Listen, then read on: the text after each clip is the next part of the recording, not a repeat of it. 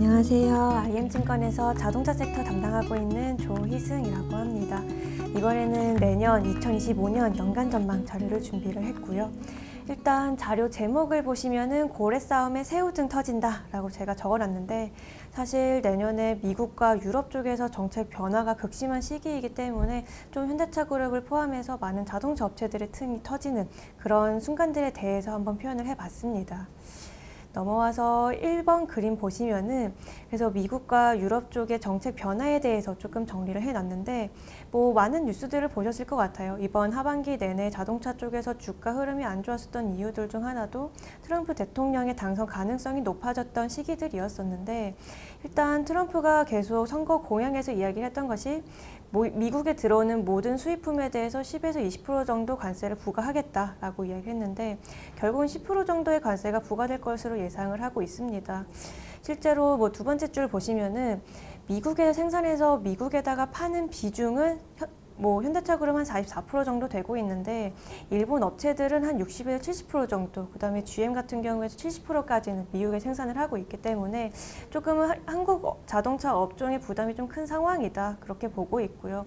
물론 모든 관세를 저희가 부담을 하게 된다면 산술적으로는 현대차 2조 4천억 원 정도, 그다음에 기아가 1조 2천억 원 정도 부담을 하게 될 걸로 보고 있는데, 어쨌든 관세를 소비자에게 전가하기 위해서 가격 인상을 계속 진행을 하고 있고요.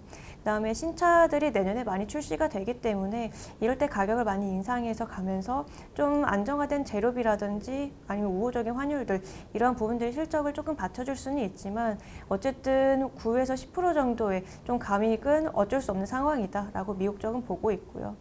유럽 쪽에서는 배출가스 규제 시작됩니다. 일단 내년부터는 93.6g으로 대폭 강화가 되는데, 이제 업체별로 보시면은 사실 한국에서도 플러그인 하이브리드 타시는 분들 다 BMW나 벤츠 많이 타시죠.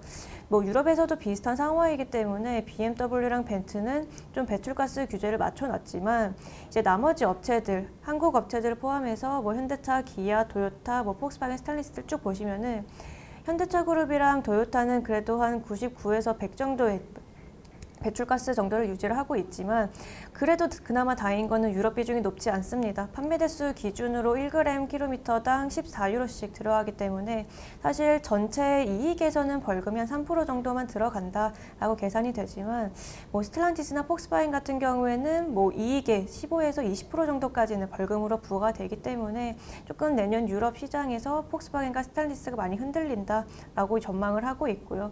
실제로 폭스바겐과 스텔란티스 실적 컨퍼런스 콜 내용 들어보면은, 그러니까 벌금이 너무 크다 보니까 이제 대당 좀 내연기관의 가격들을 계속 높여가겠다라고 이야기를 하고 있고, 근데 사실 유럽의 경기 상황도 쉽지 않다 보니까 계속 올라가는 가격을 소비자가 다 받아줄 수 있을까 하면 그것도 아니기 때문에 조금 판매 대수가 조정이 될 거고, 고정비를 조금 줄이기 위해서 생산 대수를 조정을 하겠다라고 얘기를 하고 있어서, 유럽이 계속 코로나 이후로 80% 정도의 회복을 유지를 하고 있는 상황이긴 하지만, 이 회복 여력을 빠르게 치고 올라오기에는 내년에도 배출가스 규제가 좀 계속 성장을 제한을 하고 있는 상황이다, 그렇게 보고 있습니다.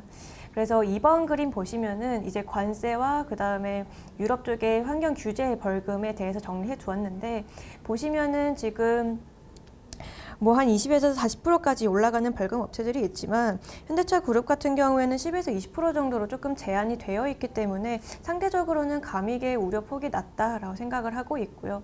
그런 거에 비해서 그림 3번 보시면은 GM과 테슬라, BYD를 제외하고는 대부분 업체들은 30% 정도 주가가 하락을 한 상태입니다. 계속 감익에 대한 우려들이라든지 피크아웃에 대한 우려들이 너무 과도했던 걸로 생각을 하고 있고요. 사실 유럽 쪽에 나오는 배출가스 규제라든지 이러한 부분들도 스텔란티스나 폭스바겐 쪽의 우려가 훨씬 더 큰 상황이고, 신흥국 쪽에서도 일본 업체들의 우려가 더 큰 상황이고, 특히 중국 쪽에서는 지금 도요타와 GM, 포드, 폭스바겐, 스텔란티스 모든 업체들이 계속 물량이 30배에서 40%씩 빠지고 있는 상황이기 때문에, 이러한 것들까지 좀 동일하게 현대차 그룹에 반영이 된 상황은 좀 우려가 과도하다, 그렇게 생각을 하고 있습니다.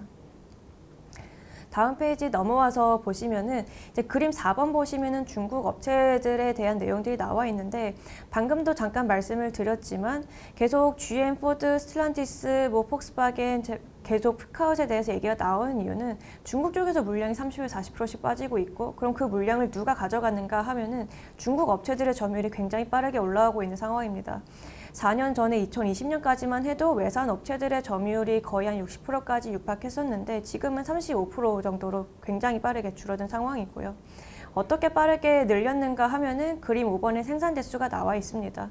지금 BYD부터 장성까지 쭉 합쳤을 때 600만 대 정도 되는 생산 능력 증설을 3년 동안 이루어 왔는데 결국 중국 정부가 계속 320조 원의 정부 자금을 전기차 업체들에게 지원을 하면서 직접 보조금을 주기도 하기도 하지만 뭐 연구개발 프로젝트를 대신해 주기도 하고요. 뭐 저희 잘 알고 있는 이구환신과 같은 좀 소비 부양 정책으로 지원을 해주기도 하고 상대적으로 자금 여력이 많은 상황이기 때문에 저희 보통 공장 하나 지을 때 1조에서 1조 5천억 원 정도 잡는데 그거에 대한 자금 여력들이 좀 불같이 드러난 게 이번 3년 동안에 뭐 BYD부터 장성까지의 중국 업체들의 증설이었다 이렇게 볼 수 있을 것 같습니다.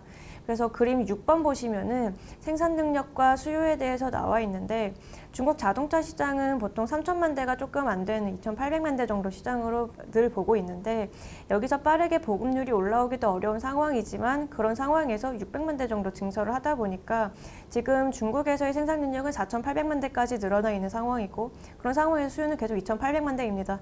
연간 2천만 대의 자동차가 계속 재고로 쌓이고 있는 상황이기 때문에 올해 가장 많이 보셨던 뉴스들 중 하나인 자동차의 저가 수출에 대한 그런 내용들이 계속 내년과 내후년까지도 좀 이어질 수밖에 없는 상황이다. 그렇게 볼 수 있을 것 같습니다. 그래서 그림 8번 보시면은 이제 왼쪽이 수출 대수에 대한 차트이고 오른쪽이 수출 단가에 대한 차트인데 중국이 올해를 시작으로 이제 글로벌 자동차 수출 1위 국가가 되었는데 일단 월에 50만 대까지 올라가는 이 모든 자동차들이 수출 단가가 2만 불 정도에 유지가 되어 있습니다. 뭐 환율에 따라 조금 다르겠지만 뭐 계산하기 쉽게 저희 뭐 원화로 보시면 한 3천만 원 조금 안 되는 자동차를 계속 해외에다가 밀어내고 있는 상황이고요. 그림 9번 보시면은 이제 중국 업체들이 어디에다가 차를 많이 수출을 하고 있는지 볼 수 있습니다. 볼보는 제외를 한 수치이고요. 자세히 보시면은 북미를 제외한 모든 지역에 들어가고 있습니다. 특히 러시아 같은 경우에 30% 정도 차지를 하고 있는데 현대차 그룹도 러시아랑 우크라이나 전쟁으로 공장을 빼기 시작을 했지만 뭐 폭스바겐도 뺐고요. 뭐 닛산이랑 뭐 벤츠 웬만한 서방 업체들이 러시아에서 공장을 다 매각을 하고 나왔는데 이 공장들을 인수해서 빠르게 생산으로 들어갔고 러시아에서는 점유율이 거의 55%에 달하고 있는 상황입니다. 뭐 남미 쪽에서도 점유율이 9%까지 올라왔고 아태랑 유럽 쪽에서도 지금 7%까지 좀 점유율이 올라오고 있는 상황이기 때문에 어쨌든 저렴한 가격을 강점으로 미국을 제외한 모든 지역에 좀 공급을 많이 늘리고 있는 상황을 볼 수 있습니다. 근데 최근에도 관세에 대한 뉴스들을 많이 보셨을 것 같은데 뭐 미국이랑 유럽은 당연히 중국 자동차에 대해서 관세를 많이 매기고는 있지만 이 외에도 인도라든지 멕시코, 브라질 많은 국가들이 중국 자동차에 대해서 관세를 매기고 있지만 실제로 11번 그림 보시면은 40에서 100% 정도 실제 출시 가격의 차이가 납니다. 그러니까 여기서 20%, 30% 정도 더 관세를 부과했을 때 사실 공급을 못할 만한 정도의 가격 차이는 아니기 때문에 좀 2년 정도는 관세 부담을 다 감안하더라도 계속 자동차를 밀어내겠다라고 하는 전략들이 이어질 걸로 예상을 하고 있고요. 실제로 넘어와서 그림 13번을 보시면은 유럽 쪽에서의 자동차 생산은 전혀 올라오지 못하고 있는 상황입니다. 물론 수요가 받쳐주지 않는 부분들도 있지만 계속 코로나의 영향으로 인해서 1,300만 대가 유지가 되고 있고 그렇다 보니까 지금 유럽 베이스로 하고 있는 업체들의 고정비 부담이 더 높아진 상황인데 14번 표를 보시면은 BYD부터 치루이랑 장성 창안까지 계속 태국이든 뭐 헝가리든 브라질이든 스페인이든 동남아랑 유럽, 남미 쪽으로 계속 현지 생산 투자를 확대를 하고 있는데 유럽 쪽으로도 거의 한 3개 국가로 중심으로 들어가고 있고요. 전체로 합산해서 봤을 때 올해랑 내년, 내후년까지 거의 한 200만 대 정도의 증설이 진행이 될 예정입니다. 결국 EU가 하나의 국가를 표방을 하고 있는 상황이기는 하지만 실제로는 다 하나의 국가들이 아닌 상황이고 뭐 독일, 스페인, 프랑스, 이탈리아 쭉 자동차 생산 브랜드들을 봤을 때 스페인이랑 이탈리아는 스텔란티스랑 닛산의 비중이 굉장히 높고 특히 이탈리아는 스텔란티스가 거의 90%를 차지하고 있는데 아까 말씀드렸듯이 자동차 생산은 올라오지 못하고 있는 상황이고 배출가스 규제로 인해서 폭스바겐과 스텔란티스는 생산을 계속 축소를 해야 되는 상황입니다. 결국 공장을 매각하고 축소를 할 수밖에 없는 상황에서 7위 자동차나 BYD가 우리가 그 공장을 인수해서 계속 고용과 생산을 유지해주겠다라고 했을 때 사실 스페인과 이탈리아는 이 중국 업체들에 대해서 국적을 이유로 싫어할 필요는 없기 때문에 계속 스페인과 이탈리아가 좀 빈틈이 생기고 있는 나라들과 업체들 중심으로 계속 점유율을 확대해가고 있는 상황이다. 그렇게 보고 있고요.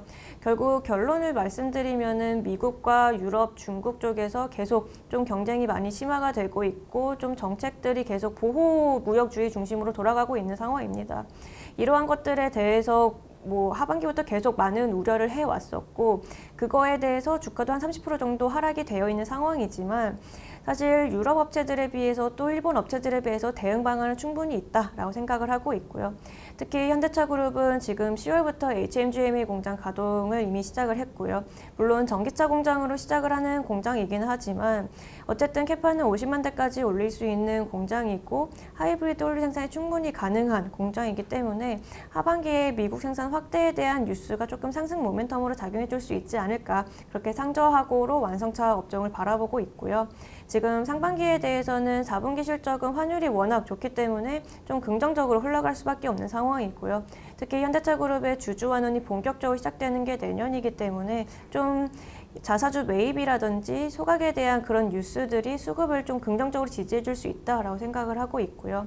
특히 기아 같은 경우에는 연간 배당을 6,500원 정도로 이제 추정을 하고 있는데 지금 주가에서도 거의 한 7% 정도의 배당 수익률이 나오고 있고 감익에 대한 부분들 다 감안을 하더라도 밸류는 12개월 포워드 기준으로 봤을 때 3배에서 4배 정도로 여전히 싸기 때문에 이런 피크아웃에 대한 우려들은 충분히 이해는 하지만 다 반영이 되었다라고 생각을 하고 있고요.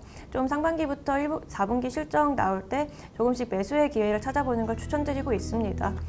지금까지 자동차 섹터의 조희승이었습니다. 감사합니다.